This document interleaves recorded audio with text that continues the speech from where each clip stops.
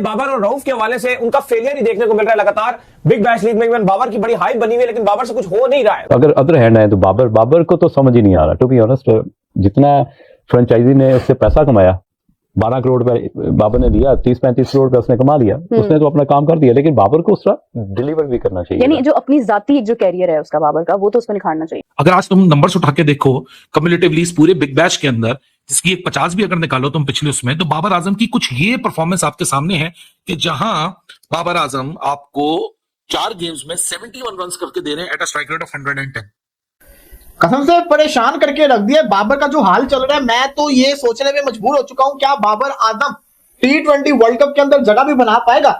उधर बबरिस्तान साहब ने सिर्फ 7 बालों पे 2 रन बनाए हैं, और क्या बबरिस्तान ने पिच के ऊपर नाचा जाके ऐसे ऐसे वो रिजू डांसर की तरह बबरी नाच रही थी भाईजान आज पिच के ऊपर। बाकी बाबर आजम, शाहीन, बड़े नाम जिन्होंने लीग को बेसिकली बहुत ज्यादा लीग ने इज्जत दी है, वो नहीं उस तरह से नजर आए। बाबर की ऑल दो 50 नजर आई, मगर वो चीज नजर नहीं आई जो बाबर आजम की परफॉर्मेंस चल रही है बिग बैश के अंदर। बाबर आजम ये सोचने पे मजबूर हो गया होगा कि मैंने क्यों बिग बैश में हामी बढ़ी।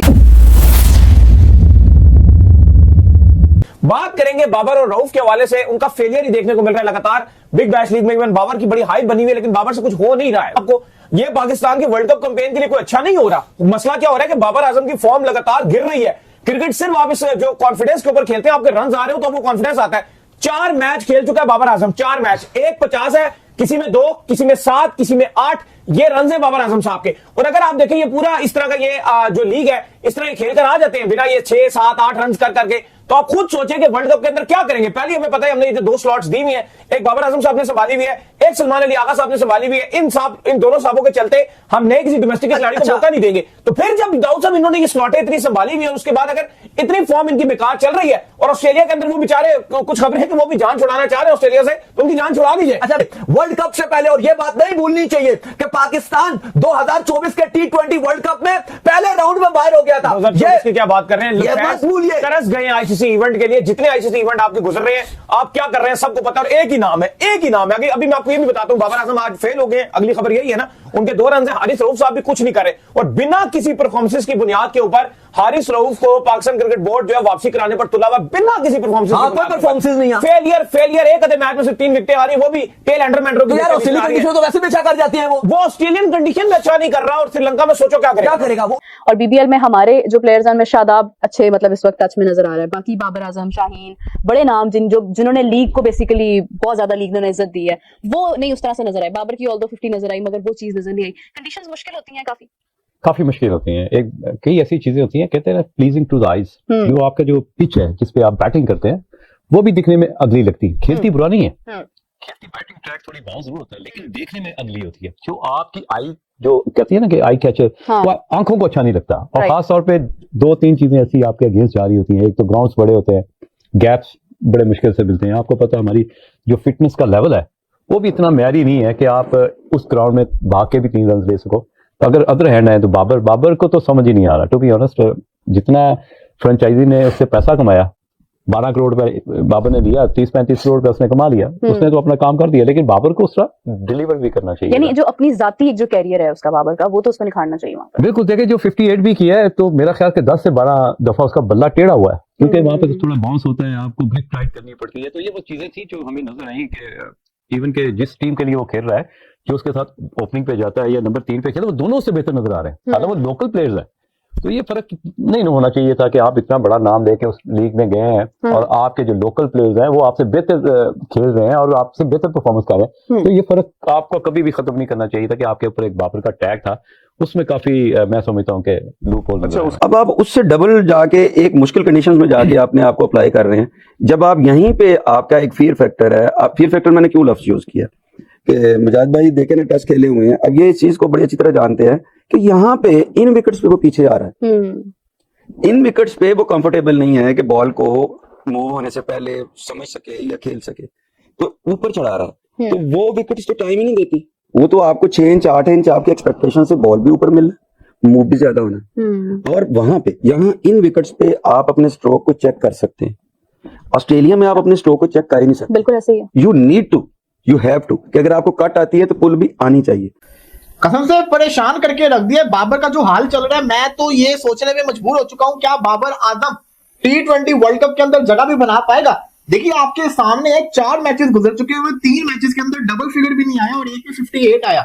अब आप देखिए आज जिस तरीके से बाबर आउट हुआ है, टॉम करन क्या बॉलर है, क्या ही बॉलर है टॉम करन, कुछ भी नहीं है। जो बॉलर अपनी इंटरनेशनल टीम के अंदर जगह नहीं बना सकता, उस बॉलर के हाथों वो पहले बाबर को 3 जैसे कहते हैं ना ऑफ कटर मार रहा है, बाबर को पल्ले नहीं पड़ रहे। एक बॉल उसने उसको टांग पे दिया, उससे कहता है ना उसको खेला फील्डर की तरफ, अगला बॉल उसने फिर से बाहर की तरफ निकाला है और सीधा जो कि मैक्सवेल के हाथ में। और भाई टॉम करन कुछ भी नहीं है, आप हो बाबर आजम। बाबर आजम जो कि T20 का नंबर 1 खिलाड़ी रहा है, जो कि हर फॉर्मेट का नंबर 1 खिलाड़ी रहा, क्या क्या परफॉर्मेंस उसकी नहीं रही।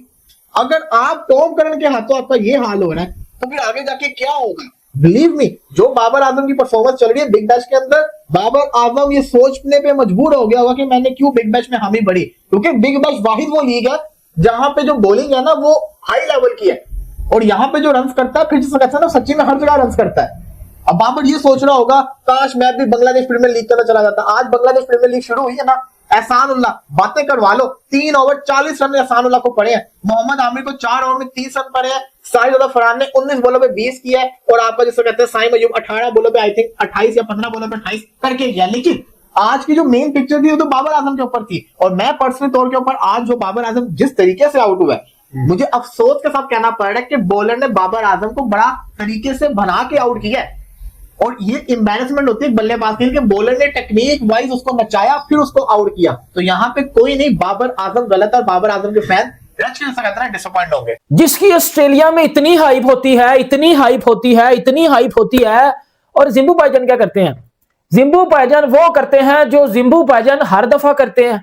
कोई ऐसा इवेंट तो गया नहीं है, कोई ऐसी जगह तो गई नहीं जहां अब बबरिस्तान साहब ने जाके रन किए हों, क्योंकि बबरिस्तान साहब आज जो बॉक्सिंग डे था जहां बबरिस्तान के नाम की टिकट्स बिक रही थी, उधर बबरिस्तान साहब ने सिर्फ 7 बालों पे 2 रन बनाए हैं और क्या बबरिस्तान ने पिच के ऊपर नाचा जाके ऐसे ऐसे वो रिजू डांसर की तरह बबरी नाच रही थी भाईजान आज पिच के ऊपर। एक तो चीज होगी, इसके ऊपर बात करते हैं, पाकिस्तानी प्लेयर जिस तरह जलील हो रहे हैं बिग बैश में, ये आप सबको तो पता है, और ये बहन के टके अपनी कंट्री को पीछे रख के पैसों को चुन रहे हैं, जो है वो मनी को प्रायोरिटी दे रहे हैं, जो है वो फर्स्ट प्रायोरिटी पे रख रहे हैं पैसों को, जबकि कंट्री को इन्होंने केले पे लगवाया हुआ है।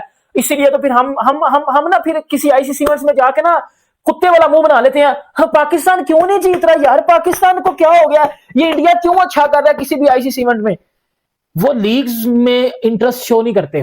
भाई मैं उन सारे फॉर्मर क्रिकेटर से पूछना चाहूंगा कि जब बाबर आजम की जबरदस्ती T20 इंटरनेशनल में वापसी करवाई गई, उस वक्त कहा गया कि जी बाबर आजम अर्ली जो फेलियर्स है माइक हेसन कसूरवार है क्योंकि वो बाबर को इस तरह खिलवा रहे हैं। अब बाबर आजम ने 8 मैचेस खेले, अपने कमबैक पे 208 रन बनाए, स्ट्राइक रेट 114 का है। चलो इस उम्मीद के साथ कि आपको श्रीलंका में ऐसे ही तो चाहिए होगा, तीसरे नंबर का वो एंकर, उसका काम थोड़ी फिनिशर का, मान लेता हूं मैं। गीली कंडीशंस में 50 मारी साउथ अफ्रीका के खिलाफ, वो भी इन 200 रन में काउंटेड है, वो भी 114 का स्ट्राइक रेट इन रन में काउंटेड है। मैं कोई बेमानी नहीं कर रहा रन को दिखाने के लिए, जी आप बाबर आजम के अगर क्रिटिक है, उन पे क्रिटिक करते हैं तो जी आप तो वही नंबर दिखाएंगे जो कि दुनिया को वो देखते हैं ना कि glasses half full glasses half empty वाली स्टोरी। ऐसा काम नहीं करेगा भाई वो बात बताएगा जो कि एक्चुअली प्रॉब्लम है, और प्रॉब्लम वही है जो मैं बार बार कह रहा हूं, उसी जगह पे कह रहा हूं। आज 7 बॉलों में 2 रन तो बाबर आजम आउट हो गया। अगर आज तुम नंबर्स उठा के देखो कम्युलेटिवली पूरे बिग बैश के अंदर, जिसकी एक 50 भी अगर निकालो तुम पिछले उसमें, तो बाबर आजम की कुछ ये परफॉर्मेंस आपके सामने है कि जहां बाबर आजम आपको 4 गेम्स में 71 रन करके दे रहे हैं at a strike rate of 110।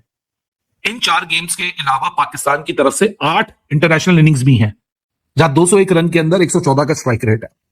Problem यहां नहीं है कि बाबर के ऊपर क्यों बात हो रही है, प्रॉब्लम यह है कि बाबर ने पाकिस्तान की जगह ऑक्युपाई करनी है T20 वर्ल्ड कप में 21, 22 और 24 के फेलियर के बाद। ये चौथा T20 वर्ल्ड कप है जहां बाबर फिर अपनी किस्मत आजमाएगा।